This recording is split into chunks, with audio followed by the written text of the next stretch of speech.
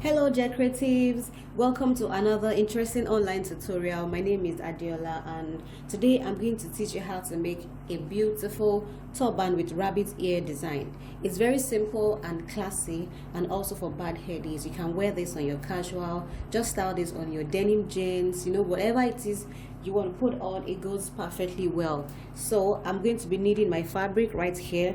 This is not up to a yard, okay? It's just like a leftover that I used from a previous project, okay? And I have my rabbit ear pattern right here. If you have like a cardboard paper, you can just go ahead and trace out this particular shape right here that looks like a bulb, okay, depending on how big or how small you want that rabbit ear to be in front of your turban. All right, so quickly let's dive into the lesson.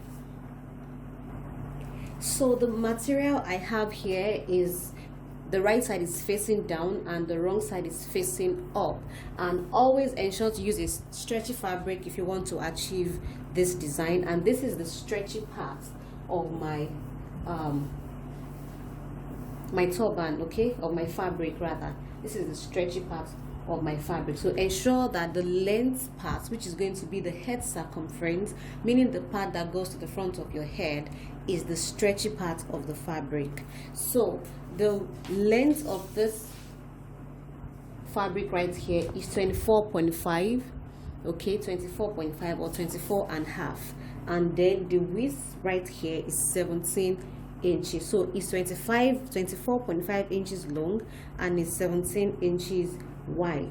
And also that is for the base. For my band, like I said, this is a leftover from my previous project, and I just joined this two piece right here to be able to complete my band. And the band is the same length measurement as the base, which is 24.5, but the width right here is 4 inches. So your band and your base, we are going to couple these two pieces together to form our turban cap.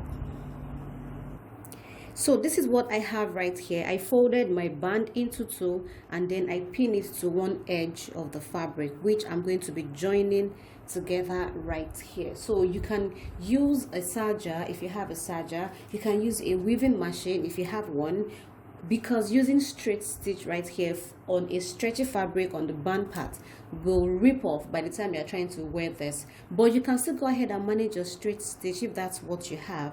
All right, but the best way to join your band to your base on a stretchy fabric is for you to use a serger or a weaving machine, or you can also use a zigzag stitch if you have a tabletop machine with a zigzag type of stitching. So that will also work very well. So this is what I have right here. I have joined my band to the base, and can you see the type of stitch that I used right here? Okay, so and this is the right side, looking so nice. So I'm going to turn this right now with the right side facing each other, just like this, and then I'm going to close it up from here all the way down. All right, so go ahead and close up these edges and then I'll be back. All right, so I have covered up this part, but I forgot to mention that you're not going to close it all up to the end right here. So I left about 1.5 inches, okay, 1.5 inches towards the end, okay. Actually losing this up because that is where our rabbit ear is going to fit in. So this is what I have all the way down from here to this point, and then I left this part open. And so I'm going to be pleating from here all the way down, okay. So I'll pleat like this all the way till I get to this part right here. Okay, so now that we are done with our base, I'm going to come back to that. All right, so the next thing we want to do is to create our rabbit ear, and I just have my pattern right here. I do a freehand sketch to cut out this right here, okay, and then I folded my fabric. I placed my fabric on fold, and then I put the pattern, and then I traced it out.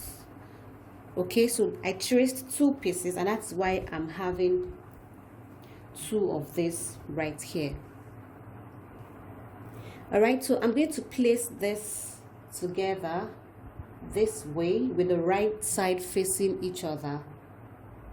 Okay, and then I'm just going to go ahead and sew. I'm joining these 2 pieces together all the way down, but I'm going to leave 1 inch opening right here for me to be able to turn this inside out. And then I'm just turning this, I've turned it inside out through my 1 inch opening right here, and I'm just going to go on top and do a top stitch just to close up the opening. Okay, so I've done a top stitch right here, and then I'm going to pass this right into that opening at the back.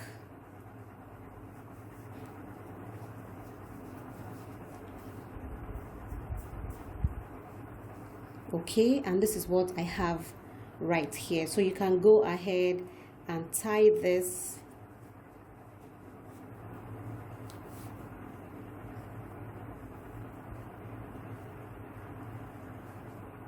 okay, so you can tie it once or twice, but I think once is okay, right? So looking beautiful, isn't it? Okay, after you have tied and styled, now it's time for me to turn this to the back side. Don't forget the joint parts of the turban is the back part, and that is where we need to pleat.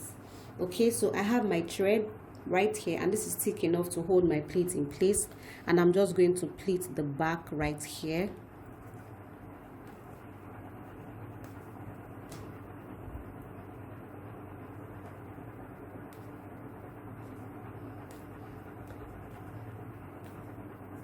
All the way till I get to this point.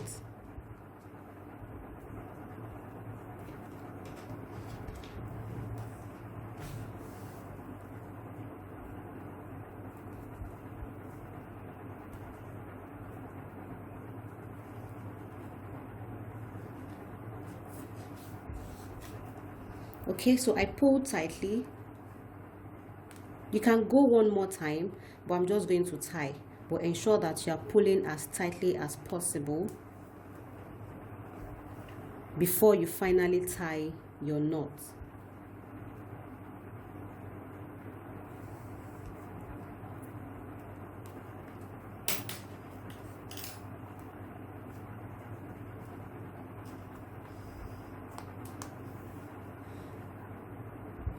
So I'm going to be tying my knot one last time.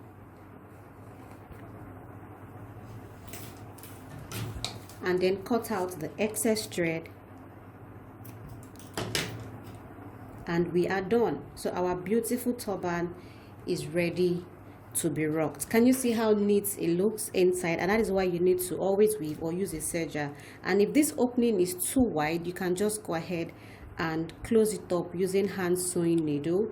Okay, just stitch it all up. So thank you so much for joining in. I look forward to seeing your own beautiful design. It's called rabbit hair because it looks like rabbit ear, right? So thank you for joining in. I'll see you in my next class.